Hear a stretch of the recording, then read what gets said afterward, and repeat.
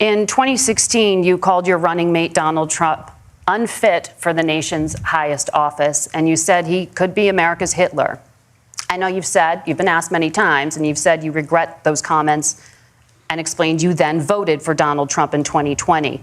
But the Washington Post reported new messages last week in which you also disparaged Trump's economic record while he was president, writing to someone in 2020, quote, "Trump thoroughly failed to deliver his economic populism."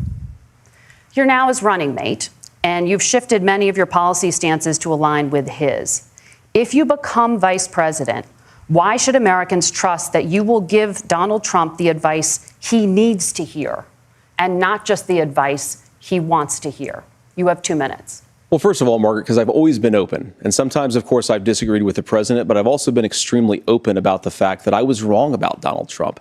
I was wrong, first of all, because I believed some of the media stories that turned out to be dishonest fabrications of his record. But most importantly, Donald Trump delivered for the American people. Hey there, it's Adam here.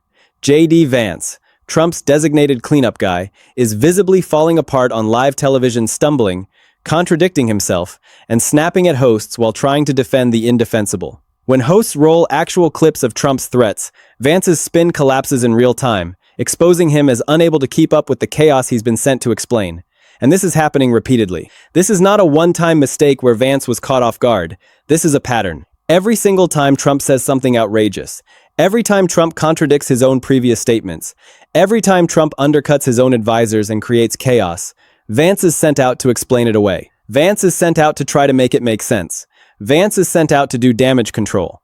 And Vance is failing. He is visibly struggling. He is losing control on live television in front of millions of people.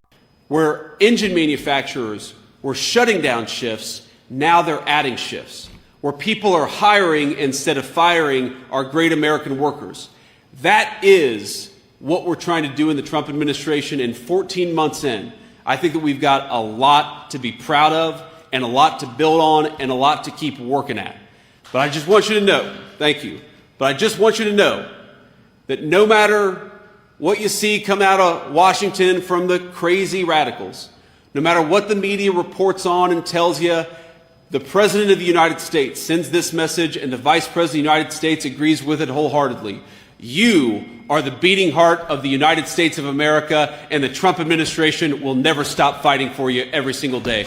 Now, let me tell you why this matters so much. Vance is supposed to be the future of the MAGA movement. Vance is supposed to be Trump's chosen successor. Vance is supposed to be the one who carries the torch forward and leads the movement into the future. But instead of looking like a strong, capable leader, Vance is being exposed as someone who cannot think on his feet, someone who gets flustered under pressure, someone who is being dragged around by Trump's chaos and forced to say things he does not believe and cannot defend. This is not how you build a political legacy. This is how you destroy one. Let's understand the pattern of Vance being sent out to do damage control and failing repeatedly. First, we need to understand what Vance's actual position is on key issues. Vance has said publicly that he was initially philosophically different from Trump about striking Iran. He said that he was skeptical of military action against Iran. He said that he had reservations about Trump's military approach. He was honest about his initial disagreement with Trump. Vice President, the president said earlier this week that you had a philosophical difference than him, and that you were less enthusiastic on the onset of this war. Is that true, and what is your opinion of how it's going? Well, I think you guys, again, I answered this question earlier. I'm sorry about that, Taylor. You asked this question earlier. When you're thinking about a major decision like this, the way the president makes these decisions is he talks to a lot of people. Obviously, we're thinking about various ins and outs, various options, what this looks like, how to accomplish our goals, what our goals should be. And I think it's important for the President of the United States to be able to have that conversation with his team without his team then running their mouth to the American media. So part of what makes our national security team so cohesive is that we all trust each other and we all have a very free exchange of ideas. I'd like to keep that going. Thank you guys. Take care. But then something changed. Then Vance realized that Trump was going to strike Iran anyway. Then Vance realized that his disagreement with Trump did not matter to Trump. Then Vance realized that he had to get on board with Trump's approach or face the consequences. And so, Vance changed his position. He went from being skeptical to being a cheerleader. He went from being cautious to being aggressive. He went from expressing doubts to expressing full-throated support. And when he is asked about this on television, when he is asked about the contradiction between his initial position and his current position, Vance immediately insists that there is no split. He denies that he has changed his position. He claims that he was always on board with Trump's approach. And yeah, when you screw up, when you misspeak, when you get something wrong and you change your mind, you ought to be honest with the American people about it. It's one of the reasons, Margaret, why I've done so many interviews is because I think it's important to actually explain to the American people where I come down on the issues and what changed. Now, you pointed out the messages from 2020. Margaret, I've been extremely consistent that I think there were a lot of things that we could have done better in the Trump administration the first round if Congress was doing its job. I strongly believe, and I've been a United States Senator, that Congress is not just a high-class debating society. It's not just a forum for senators and congressmen to whine about problems. It's a forum to govern. So there were a lot of things on the border, on tariffs, for example, where I think that we could have done so much more if the Republican Congress and the Democrats in Congress had been a little bit better about how they govern the country. They were so obsessed with impeaching Donald Trump, they couldn't actually govern. But here is the problem. There are recorded statements where Vance expressed a different view. There are clips where Vance was skeptical. There are interviews where Vance voiced real concerns. And so when Vance claims there is no split, he is essentially lying, or at minimum being deeply misleading. And hosts on television know this. They have done their research. They have looked up Vance's previous statements. They have the clips ready to go. And so they press Vance on the contradiction. They ask him directly, "Did you not say something different before? Are you not contradicting yourself? Is there not a split between your previous position and your current position?" And Vance stammers. He tries to talk his way out of it. He tries to reframe the question. He tries to pivot to a completely different topic. But none of it works. The contradiction is right there on the screen. This has happened repeatedly with Trump's Iran rhetoric. Trump has said that a whole civilization will die. Trump has threatened to destroy power plants, bridges, infrastructure, everything. Trump has used language that legal experts say constitutes threats of war crimes and potential genocide. And Vance has been sent out to explain this away. He has been sent out to say that Trump is just speaking strongly. He has been sent out to say that Trump is keeping all options on the table. He has been sent out to minimize Trump's rhetoric and to claim that it is not as bad as it sounds. But the clips tell a completely different story. The clips show Trump being explicit and violent in his language. The clips show Trump threatening destruction and death on a scale that is almost impossible to comprehend. The clips show Trump using language that sounds exactly like he is threatening genocide. And when hosts play these clips and ask Vance if he agrees with them, Vance does not know what to say. He cannot defend the language. He cannot explain why Trump is using such extreme rhetoric. He can only try to spin it and downplay it. And the more he tries to spin, the worse he looks. The more he tries to explain away the indefensible, the more obvious it becomes that he is struggling. But Iran is not the only issue. There are Trump's attacks on the Supreme Court. There are Trump's insults directed at allies who have been with America for decades. There are Trump's rants about the UFC White House spectacle. There are Trump's various other meltdowns and contradictions. And for each one, Vance has to go on television and try to explain it. He has to try to defend it. He has to try to make it seem reasonable or at minimum less damaging. In doing this, Vance tends to pivot to generic talking points. He says things like, the president is fighting for America. He says things like Trump cares about the American people. He says things like Trump is strong and principled. But these are empty platitudes. These are generic statements that could apply to any president. These are words that have no specific connection to what Trump actually said or did. And that is when the hosts really dig in. That is when they say, you have not answered my question. That is when they say, you have not addressed what Trump actually said. That is when they interrupt Vance's platitudes and roll another clip of Trump saying something outrageous. And that is when Vance loses control. That is when he gets visibly frustrated. That is when he snaps at the host. There are clips of Vance sighing heavily during interviews. There are clips of Vance laughing nervously when he does not know how to answer a question. There are clips of Vance briefly losing his temper and snapping back at hosts.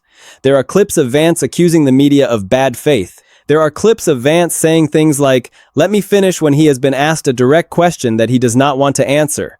And all of these clips paint a picture of a vice president who is losing control. All of these clips show a man who is being dragged by Trump's chaos and who is failing to manage it effectively.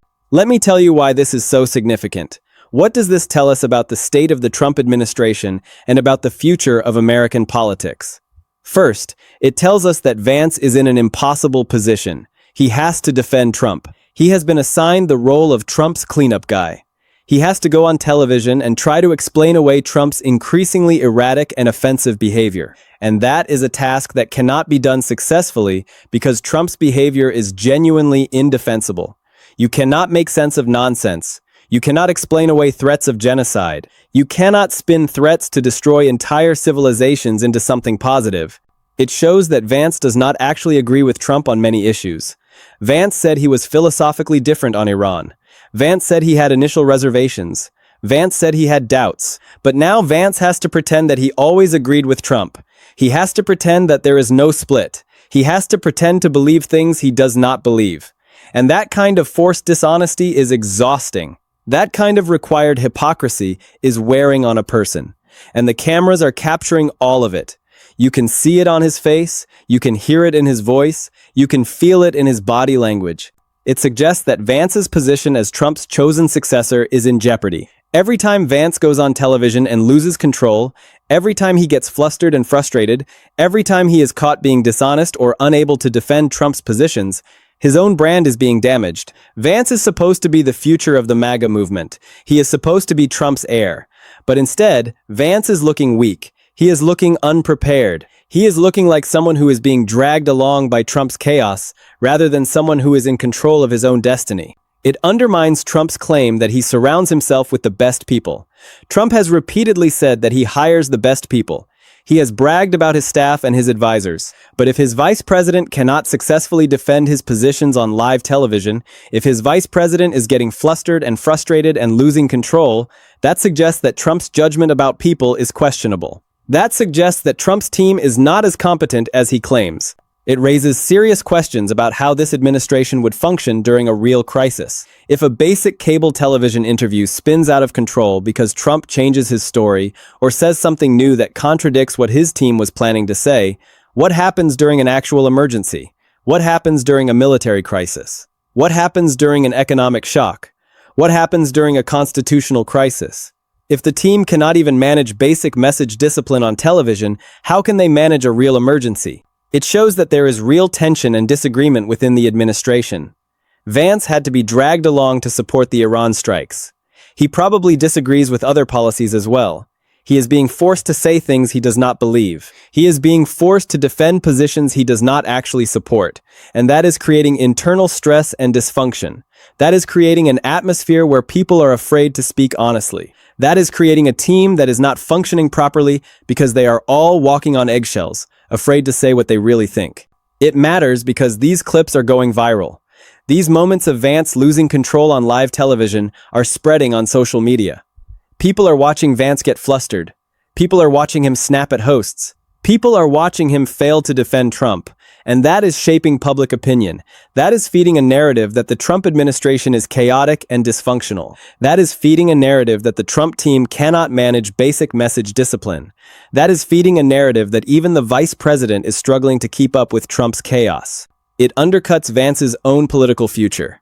Vance wants to be president someday. He wants to run for president and carry on Trump's legacy. But if Vance is always seen as Trump's cleanup guy, if he is always being forced to defend Trump's positions, if he is always being exposed as dishonest or out of his depth, that is going to damage his ability to run for president. That is going to make it harder for him to establish himself as an independent leader. That is going to make it harder for him to differentiate himself from Trump. And finally, it matters because it shows what happens when someone is forced to be dishonest. It shows what happens when someone is forced to defend positions they do not believe in. It shows what happens when someone has to constantly spin and explain away behavior they probably disagree with.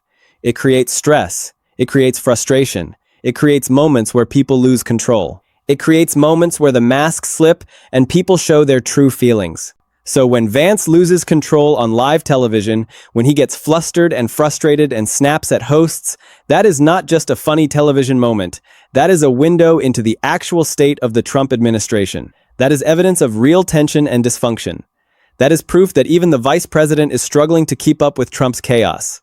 That is a warning sign about how this team would function during a real crisis. Let me dig deeper into the specific patterns we are seeing with Vance's television appearances and what they reveal about the dysfunction in the Trump administration. Understanding these details is crucial because this is not just about one awkward interview or one moment where Vance was flustered.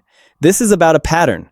This is about repeated failures to defend Trump's positions. This is about mounting evidence that Vance and Trump do not see eye to eye on fundamental issues. First, let's understand what Vance's original position on Iran was. Vance has a history of skepticism about military interventions in the Middle East.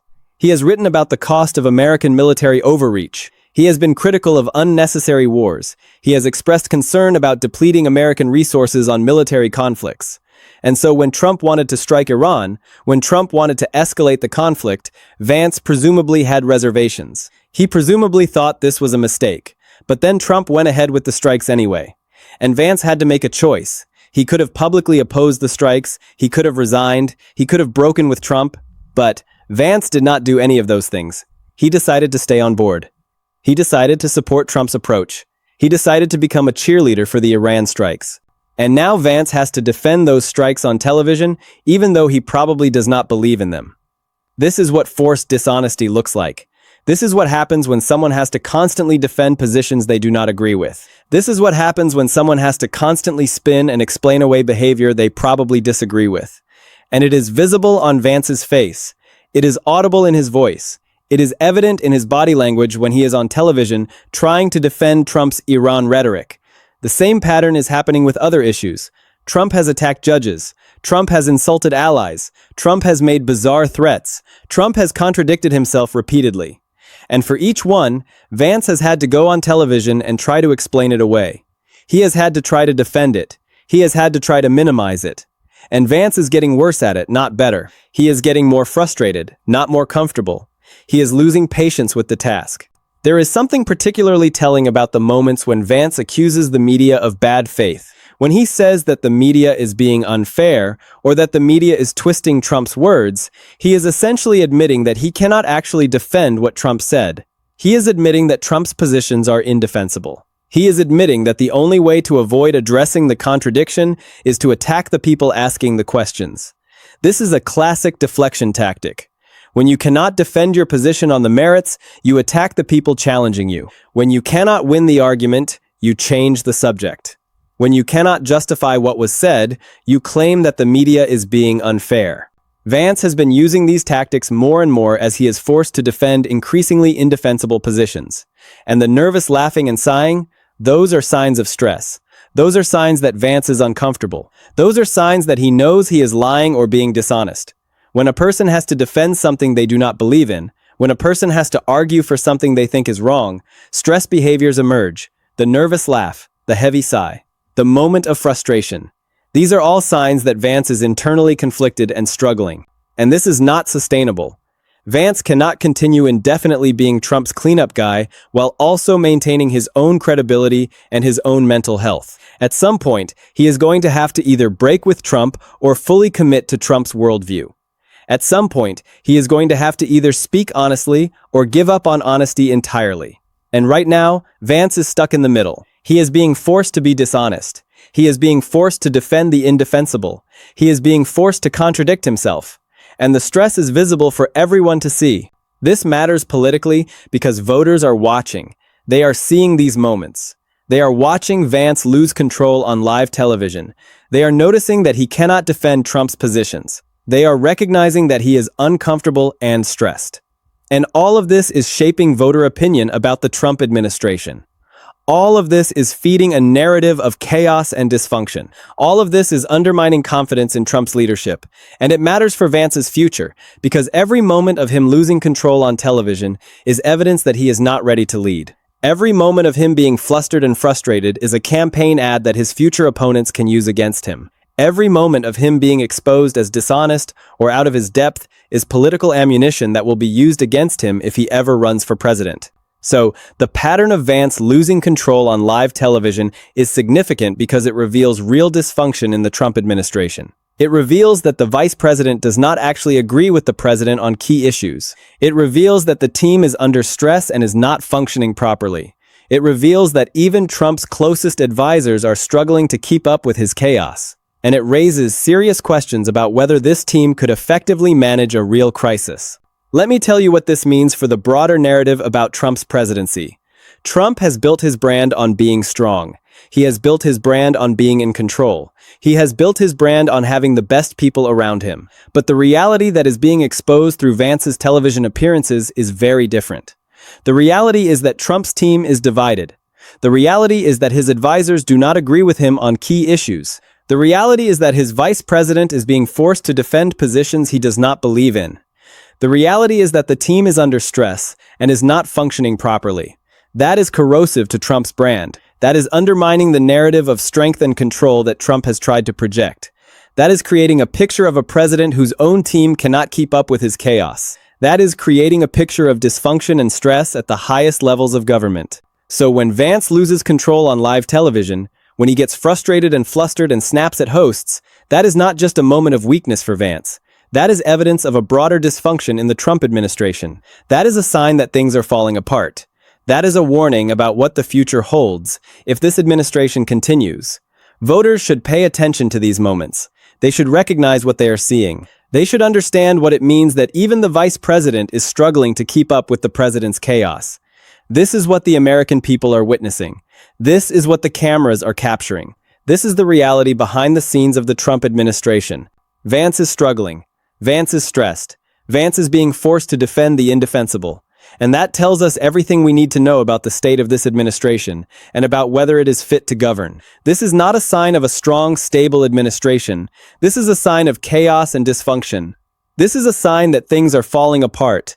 This is a sign that even Trump's own team cannot keep up with his erratic behavior. Think about what it means to be the vice president of the United States and to be visibly losing control on live television while trying to defend the president's positions. Think about what it means to be sent out to do damage control and to fail so publicly and so repeatedly.